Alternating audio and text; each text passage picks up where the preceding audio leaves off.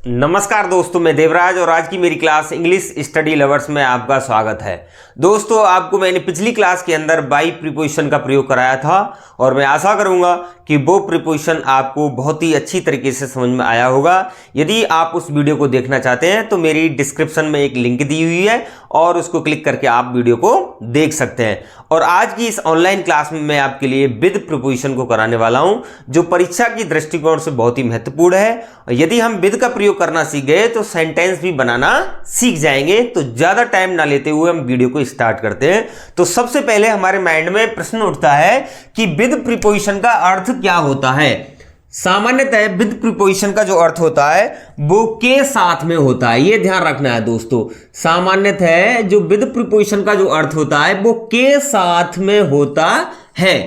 तो ये हमें ध्यान रखना है कि प्रीपोजिशन जो होती है उसका जो अर्थ होता है वो के साथ में होता है। और उसका फर्स्ट जो रूल है वो क्या कहता है, ये देखना है। इन द कंपनी, किसी के साथ, या प्रेजेंस ऑफ समबडी या समथिंग, या तो किसी व्यक्ति के साथ या किसी या तो किसी व्यक्ति के साथ या किसी वस्तु के साथ। यानी कंपनी साथ में रहना, प्रेजेंस उपस्थित रहना, यानी किसी के साथ रहना या उपस्थित होने के अर्थ में हमें किसका प्रयोग करना चाहिए, विद का करना चाहिए। थोड़ा सा समझेंगे इस परिभाषा को, क्या कहना चाहता है ये रूल्स, कि यदि हम किसी व्यक्ति के साथ रहते हैं, उपस्थित रहते हैं, तो उस स्थिति में हम विद का प्रयोग करते हैं। जैसे कि मैं मेरे अंकल के साथ रहता हूं, मैं मेरे चाचा के साथ रहता हूं, मैं मेरे बच्चों के साथ रहता हूं, मैं बाजार गया, मेरे दोस्त के साथ गया, तो उस स्थिति में हमें विद का ही प्रयोग करना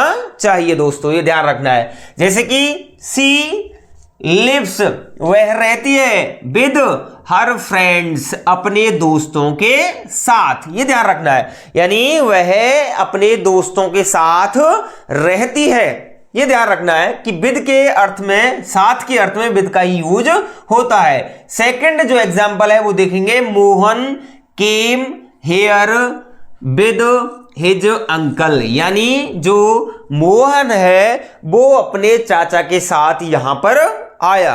तो साथ का अर्थ दे रहे हैं दोनों ही एग्जाम्पल, तो उस स्थिति में हमें विद का ही प्रयोग करना चाहिए। अब इसका नेक्स्ट जो रूल है वो क्या है, ये देखना है। साधन यानी मीन्स और औजार यानी इंस्ट्रूमेंट के लिए, यानी हम थोड़ा सा साधन समझेंगे कि किस साधन से। यहां पर साधन इसकी बात नहीं कर रहा है कि बस की बात कर रहा है, कार की बात कर रहा है या प्लेन की बात कर रहा है, इनकी नहीं कर रहा है। वो तो एक साधन की बात कर रहा है कि किस साधन से तुमने, जैसे कि कह सकते हैं कि मैंने एक सर्प मार दिया, यानी लकड़ी से। तो साधन क्या है, वो एक लकड़ी है। ये नहीं कि उसको बस से मार दिया, साइकिल से मार दिया, ऐसा नहीं है। उसकी बात कर रहा है कि उसने उस सर्प को कैसे मारा, तो उसका आंसर है उसने उसको लकड़ी से मार दिया। तो उस स्थिति में हम किसका प्रयोग करते हैं, विद का प्रयोग करते हैं। जैसे कि एग्जाम्पल देखेंगे। He killed A tiger, tiger मार दिया किससे, हिज गन, अपनी गन से। तो यहां पर विद का ही यूज होगा, यानी साधन या औजार, ये ध्यान रखना है आपको। तो ऐसी स्थिति बनती है, तो इस स्थिति में हमें विद का ही यूज करना चाहिए। सेकंड एग्जांपल क्या कहेंगे। Vivek wrote a letter with a pen, यहां पर ये ध्यान रखना है दोस्तों, यदि पेन से पहले आर्टिकल ए आ जाता है, पेंसिल से पहले आर्टिकल ए आ जाता है, तो उस स्थिति में हमें विद का प्रयोग नहीं करना है। उस स्थिति में हमें इन लगानी है, जो नीचे मैं आपको बताऊंगा। यदि ए आर्टिकल लग जाता है पेन और पेंसिल से पहले, तो ये काउंटेबल नाउन हो जाते हैं और उनसे पहले हमेशा विद का ही यूज करना चाहिए, ये ध्यान रखना है दोस्तों। यदि ए आर्टिकल इन दोनों से पहले लग जाता है तो दोनों ही काउंटेबल नाउन यानी गणनीय संज्ञाओं का रूप देती है, अर्थ बताती है। तो उस स्थिति में हमें विद का ही प्रयोग करना है। यदि पेन और पेंसिल से पहले आर्टिकल ए नहीं आता है, जैसे कि यहां पर नियम में बताया गया है, मैंने नोट डाल दिया है कि ये ध्यान रखना है। यदि पेन और पेंसिल से पहले, ये ध्यान रखना है, जैसे इससे पहले आर्टिकल ए, ये ध्यान रखना है, आर्टिकल ए का प्रयोग, ये ध्यान रखना, नहीं होता है। यानी पेन और पेंसिल से पहले आर्टिकल ए का प्रयोग नहीं होता है तो ये नाउन अनकाउंटेबल हो जाती है। क्या हो जाती है दोस्तों? अनकाउंटेबल। और अनकाउंटेबल हो जाने से पहले, इससे पहले आर्टिकल का प्रयोग नहीं होता है, ये ध्यान रखना। अनकाउंटेबल का मतलब होता है अगणनीय संज्ञाएं, ऐसी संज्ञाएं जिनको हम गिन नहीं सकते हैं, गिन नहीं सकते हैं, ये ध्यान रखना है दोस्तों। यदि पेन और पेंसिल से पहले ए आर्टिकल लगता है तो विद का यूज होता है, और ए और एन का प्रयोग, ए का प्रयोग नहीं होता है इन नाउन से पहले, तो इनका जो अर्थ है वो इंक यानी स्याही में बदल जाता है। किस में बदल जाता है? स्याही में। तो इनसे पहले हमें किसका प्रयोग करना चाहिए? इनका प्रयोग करना चाहिए। यहां तो ये औजार का, इंस्ट्रूमेंट का काम करेंगे।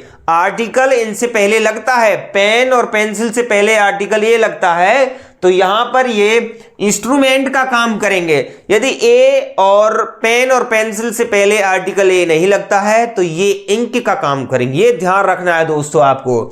नया एग्जाम्पल देखेंगे कि ही राइट्स, अब यहां पर उसने कुछ भी नहीं दिया है, पेन और पेंसिल दिया है केवल, ना तो कोई आर्टिकल है, यानी विदाउट आर्टिकल यहां पर ये यूज हुआ है।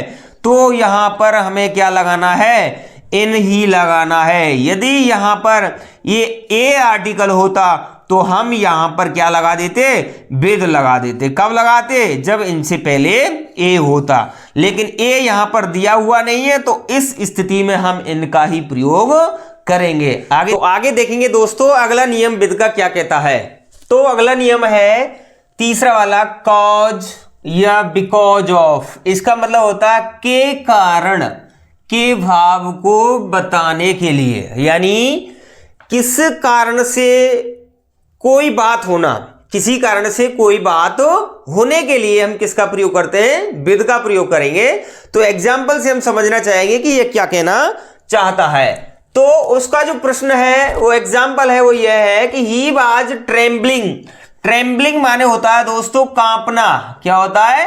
कांपना। अब वह कांप रहा है, किस कारण से कांप रहा है? अब यहां पर आ गया ना, किस कारण से कांप रहा है, तो उसका अर्थ है विद फियर, यानी भय से, यानी भय से वह क्या कर रहा है? कांप रहा है। तो कारण क्या है? यहां पर उसका भय है, भय व्याप्त है उसमें, उसके कारण वह कांप रहा है। यानी ही, एक सेंटेंस है भी बन सकता है, he was trembling with cold, वह ठंड से कांप रहा है। यहां पर ठंड भी हो सकती है, फियर या कोल्ड, यानी सर्दियों के मौसम में जब व्यक्ति कांपता है तो उसके लिए किसके प्रयोग करते हैं? विद का यूज करते हैं। किसका करते हैं? विद का।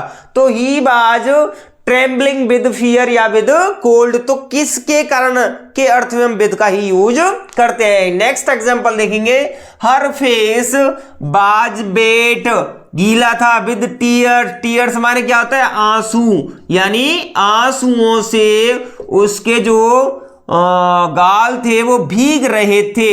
तो इस स्थिति में हम किसका प्रयोग करेंगे? यहां पर विद का यूज करेंगे, के कारण के अर्थ में। ध्यान रखना दोस्तों, यदि किसी वाक्य में के कारण, किसके कारण, यानी भय के कारण, ठंड के कारण, या फिर और कोई रीजन हो सकता है, तो उसके लिए हम किसका प्रयोग करेंगे?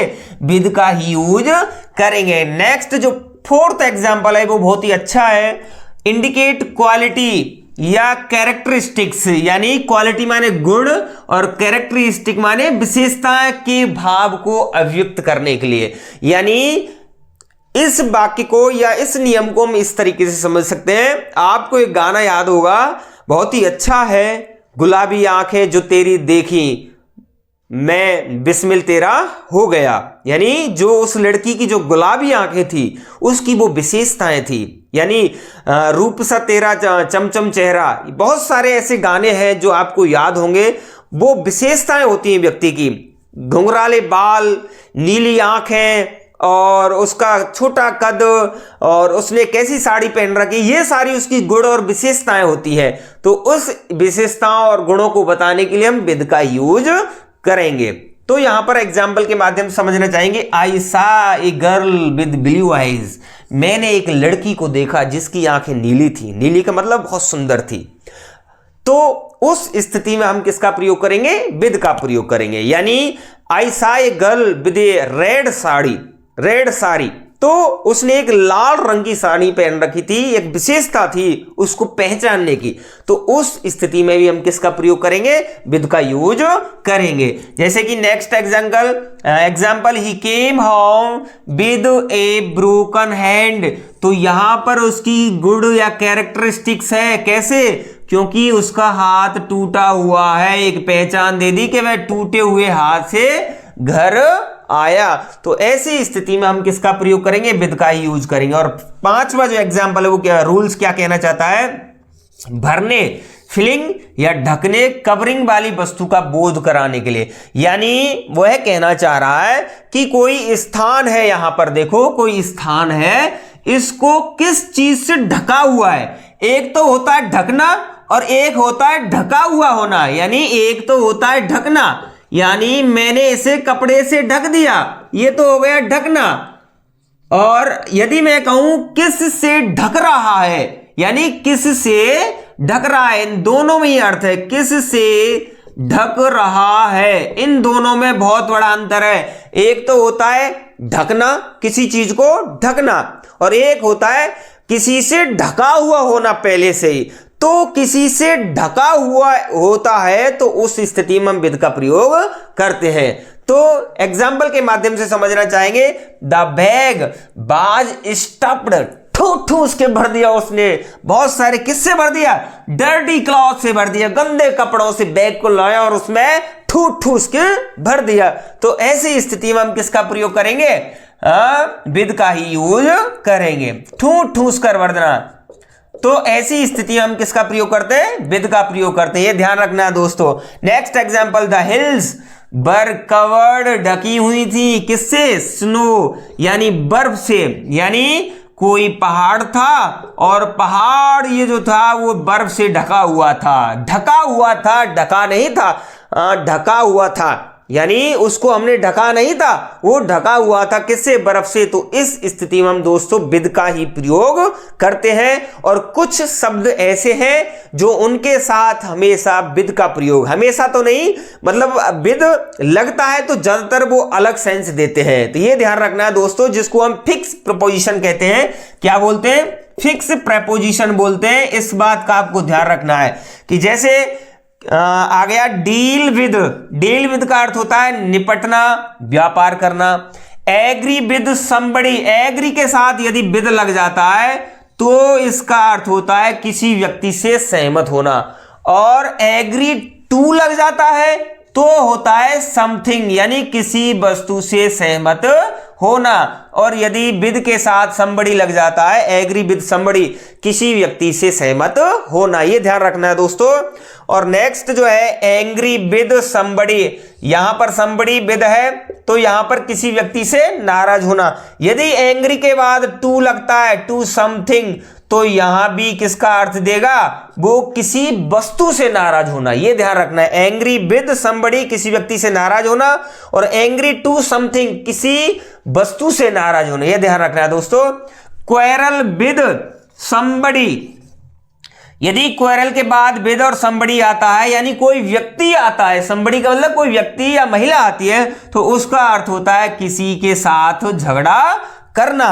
और नेक्स्ट जो है पार्ट विद, यदि दिख जाए तो इसका अर्थ होता है अलग होना, पार्ट विद अलग होना। और डू अवे विद, इसका मतलब होता है छुटकारा पाना। जैसे कि आप कह सकते हैं कि यदि ये सारे शब्द आपको दिखाई दे जाते हैं तो हमें हमेशा विद का ही प्रयोग करना चाहिए। यानी बहुत सारे जैसे विद समबडी लगता है तो विद लगना ही लगना है, यदि टू लग रहा है तो कोई वस्तु हो सकती है। जितने भी विद के सारे नियम थे मैंने वो आपको इस वीडियो में करा दिए हैं। अन्यथा इससे अलावा कोई ऐसा इंपॉर्टेंट नियम मुझे नहीं दिखा जिसको मैं आपके लिए कराऊं। जितने भी विद के नियम पूछे जाते हैं परीक्षाओं में वो सारे नियम मैंने आज आपके लिए करा दिए हैं। तो दोस्तों यदि वीडियो अच्छी लगी है तो इस वीडियो को लाइक जरूर कर दें और हमारे चैनल को सब्सक्राइब जरूर कर दें यदि आप पहली बार हमारे चैनल पर विजिट कर रहे हैं तो। यदि यह वीडियो आपको अच्छी लगे और दोस्तों को लाभ पहुंचाना चाहते हैं तो दोस्तों के लिए भी इस वीडियो को शेयर कर दें और वीडियो आपके पास पहुंचती रहे। धन्यवाद।